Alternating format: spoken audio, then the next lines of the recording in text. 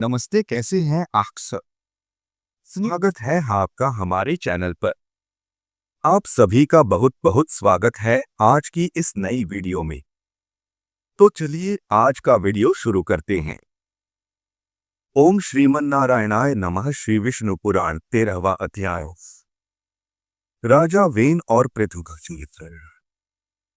श्री पराशर जी बोले, हे मैत्रेय, ध्रुव से उसकी पत्नी ने शिष्टि और भव्य को उत्पन्न किया और भव्य से शंभु का जन्म हुआ तथा शिष्टि के द्वारा उसकी पत्नी सुच्छाया ने रिपु, रिपुंजय, विप्र, वृकल और वृक्तेजा नामक 5 निष्पाप पुत्र उत्पन्न किए।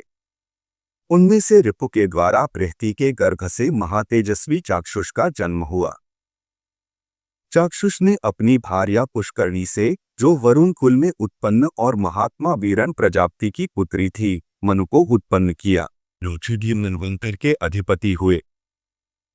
तपस्वियों में श्रेष्ठ मनु से वैराज प्रजापति की पुत्री नर्वला के गर्भ में 10 महातेजस्वी पुत्र उत्पन्न हुए। नर्वला से कुरु, उरु, शतद्युम्न, तपस्वी, सत्यवह, शुचि, अग्निष्टो, अतिरात्र तथा नवासुत्युम्न और 10वां अभिमन्यु इन महातेजस्वी पुत्रों का जन्म हुआ। कुरु के द्वारा उसकी पत्नी आग्नेय ने अंग, सुम्ना, ख्याति, क्रतु, अंगिरा और शिबी इन 6 परम तेजस्वी पुत्रों को उत्पन्न किया। अंग से सुनीता के वेन नामक पुत्र उत्पन्न हुआ।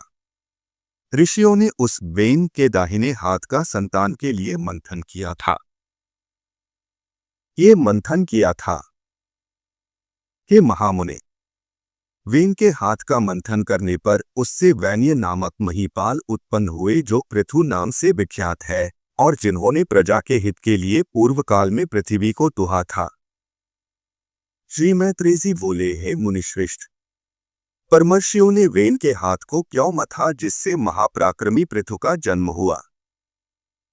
श्री पराशर जी बोले, हे मुने, मृत्यु की सुनीता नाम वाली जो प्रथम पुत्री थी, वह अंग को पत्नी रूप से दी या ही गई थी, उसी से वेन का जन्म हुआ।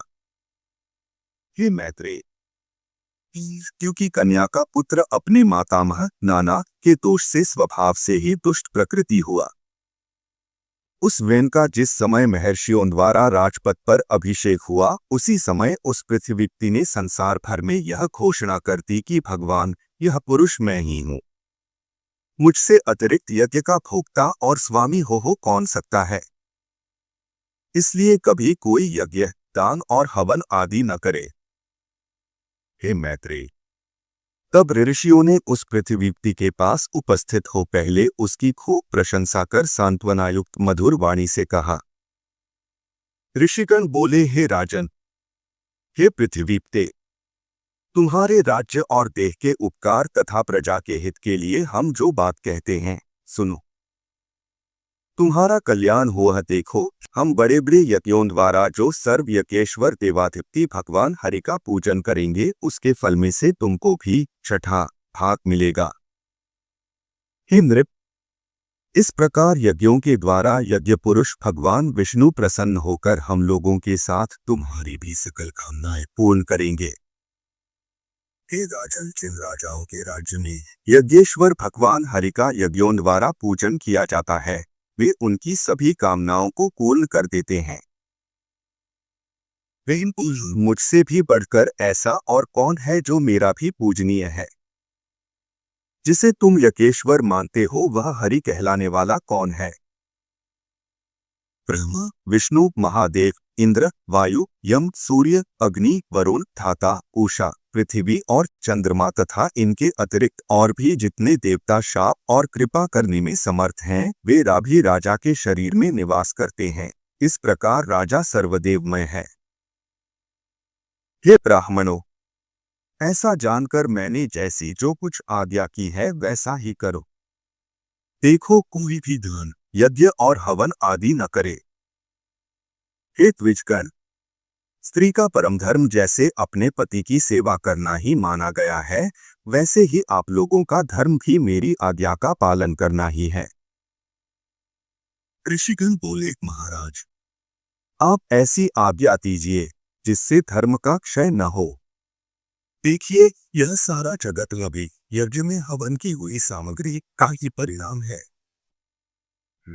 श्री पराशर जी बोले, महर्षियों के इस प्रकार बारंबार समझाने और कहने सुनने पर भी जब वे ने ऐसी आज्ञा नहीं दी तो वे अत्यंत कुत और अमर्षयुक्त होकर आपस में कहने लगे, इस पापी को मारो मारो, जो अनादि और अनंत यज्ञ पुरुष प्रभु विष्णु की निंदा करता है, वह अनाचारी किसी प्रकार पृथ्वीपति होने के योग्य नहीं है।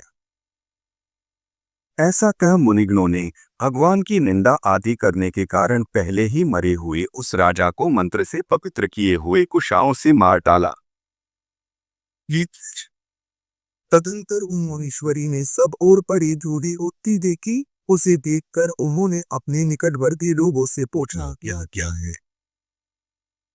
इन पुरुषों ने कहा, राष्ट्र के राजाहीन हो जाने से दीन दुखिया लोगों ने चोर बनकर दूसरों का धन लूटना आरंभ कर दिया है। हे मुनिवरों, उन तीव्र वेग वाले परधनहारी चोरों के उत्पात से ही यह बड़ी भारी धूली उड़ती दिख रही है। तब उन सब मुनीश्वरों ने आपस में सलाह कर उस पुत्रहीन राजा की जंघा का पुत्र के लिए यत्नपूर्वक मंथन किया। उसकी जंघा के मथने पर उससे एक पुरुष उत्पन्न हुआ जो जले ठूंठ के समान काला, अत्यंत नाटा और छोटे मुख वाला था।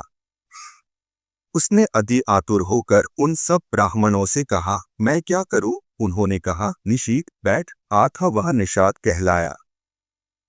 इसलिए हे मुनिशार्दूल, उससे उत्पन्न हुए लोग विंध्याचल निवासी पापपरायण निषादगण हुए। उस निषाद रूप द्वार से राजा वेन का संपूर्ण पाप निकल गया। आथा निषादगण वेन के पापों का नाश करने वाले हुए। फिर उन ब्राह्मणों ने उसके दाएं हाथ का मंथन किया। उसका मंथन करने से परम प्रतापी वैंसुवन पृथु प्रकट हुए, जो अपने शरीर से प्रज्वलित अग्नि के समान देदीप्यमान थे। इसी समय आजगव नामक आर्य सर्वप्रथम धनुष और दिव्य बाण तथा कवच आकाश से गिरे। उनके उत्पन्न होने से सभी जीवों को अति आनंद हुआ और केवल सत्पुत्र के ही जन्म लेने से वेन भी स्वर्गलोक को चला गया। इस प्रकार महात्मा पुत्र के कारण ही उसकी पुंग अर्थात नरक से रक्षा हुई। महाराज पृथु के अभिषेक के लिए सभी समुद्र और नदियां सब प्रकार के रत्न और जल लेकर उपस्थित हुए। उस समय आंग्रस देवगणों के सहित पितामह ब्रह्मा जी ने और समस्त स्थावर जंगम प्राणियों ने वहां आकर महाराज वैन्य वेनपुत्र का राज्याभिषेक किया। उनके दाहिने हाथ में चक्र का चिन्ह देखकर उन्हें विष्णु का अंश जान पितामह ब्रह्मा जी को परम आनंद हुआ। यह श्री विष्णु भगवान के चक्र का चिन्ह सभी चक्रवर्ती राजाओं के हाथ में हुआ करता है। उनका प्रभाव कभी देवताओं से भी कुंठित नहीं होता। इस प्रकार महातेजस्वी और परम प्रतापी वैनपुत्र धर्मकुशल महानुभावों द्वारा विधिपूर्वक अति महान राजराजेश्वर पद पर अभिषिक्त हुए। जिस प्रजा को पिता ने अप्रसन्न किया था, उसी को उन्होंने अनुरंजित प्रसन्न किया, इसलिए अनुरंजन करने से उनका नाम राजा हुआ। जब वे समुद्र में चलते थे तो जल बहने से रुक जाता था, पर्वत उन्हें मार देते थे और उनकी ध्वजा कभी भंग नहीं हुई।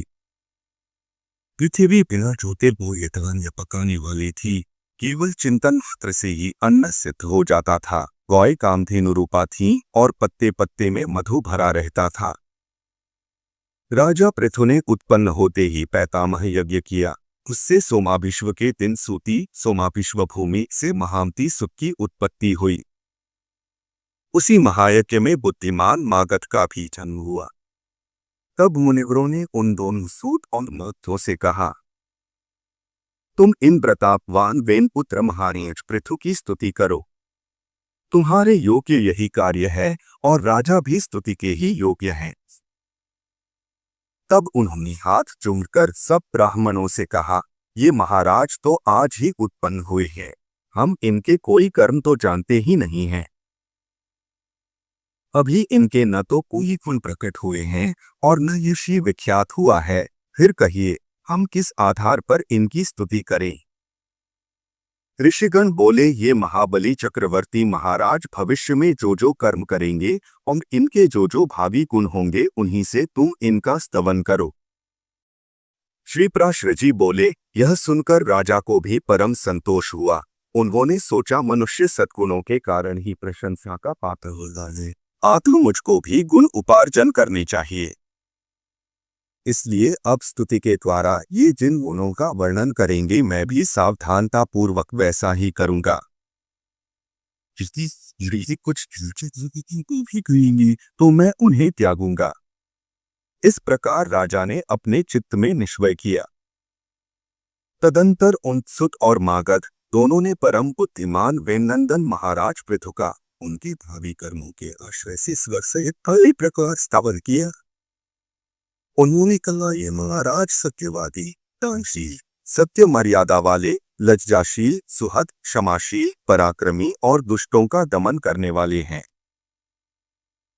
ये धर्मज्ञ, कृतज्ञ, दयावान, प्रियभाषी, माननीयों को मान देने वाले, यज्ञपरायण, ब्राह्मण्य, साधु समाज में सम्मानित और शत्रु तथा मित्र के साथ समान व्यवहार करने वाले हैं। इस प्रकार सूत और मागध के कहे हुए गुणों को उन्होंने अपने चित्त में धारण किया और उसी प्रकार के कार्य किए। तब पृथ्वी ने पृथ्वी का पालन करते हुए बड़ी बड़ी दक्षिणाओं वाले अनेकों महान यज्ञ किए। अराजकता के समय औषधियों के नष्ट हो जाने से भूख से व्याकुल हुई प्रजा पृथ्वीनाथ पृथु के पास आई और उनके पूछने पर प्रणाम करके उनसे अपने आने का कारण निवेदन किया।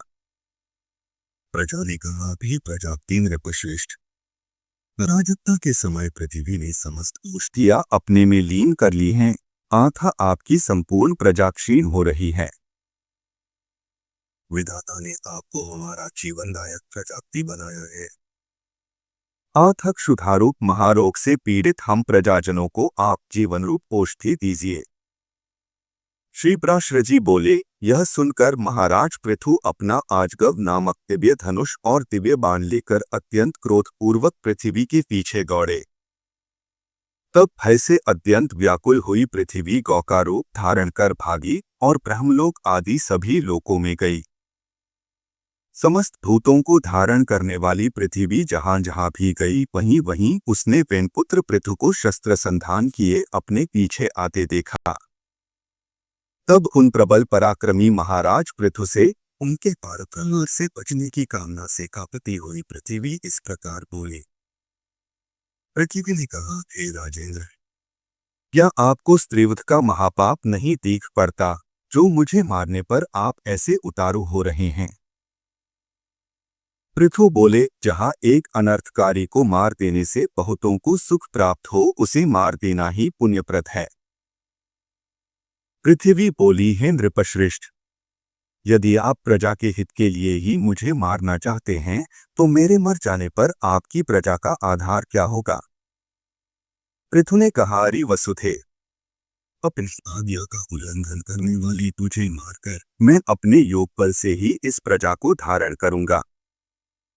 श्री पराशर जी बोले, तब अत्यंत भयभीत एवं कांपती हुई पृथ्वी ने उन पृथ्वीपति को पुनः प्रणाम करके कहा। पृथ्वी बोली, है राजन, यत्न पूर्वक आरंभ किए हुए सभी कार्य सिद्ध हो जाते हैं। अतः मैं भी आपको एक उपाय बताती हूँ, यदि आपकी इच्छा हो तो वैसा ही करी। हे नरनाथ, मैंने जिन समस्त औषधियों को पचा लिया है उन्हें यदि आपकी इच्छा हो तो दुग्ध रूप से मैं दे सकती हूँ।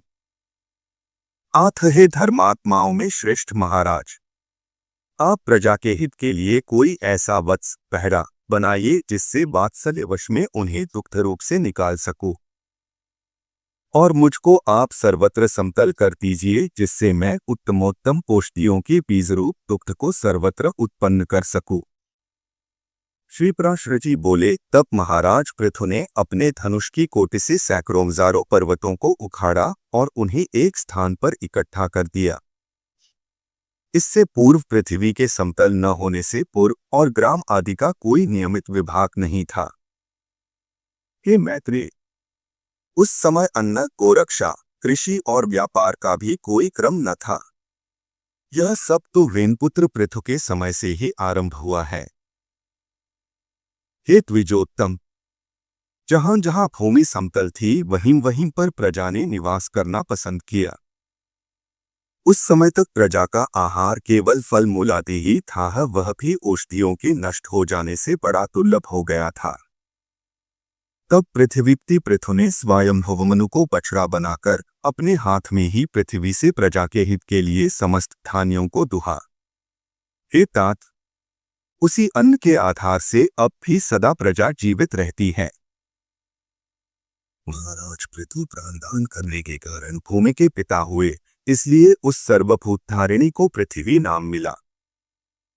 हे मुने, फिर देवता, मुनि, दैत्य, राक्षस, पर्वत, गंधर्व, सर्प, यक्ष और पितृगण आदि ने अपने अपने पात्रों में अपना अभिमत दूध दुहा तथा दुहने वालों के अनुसार उनके सजातीय ही तोकथा और वत्स आदि हुए।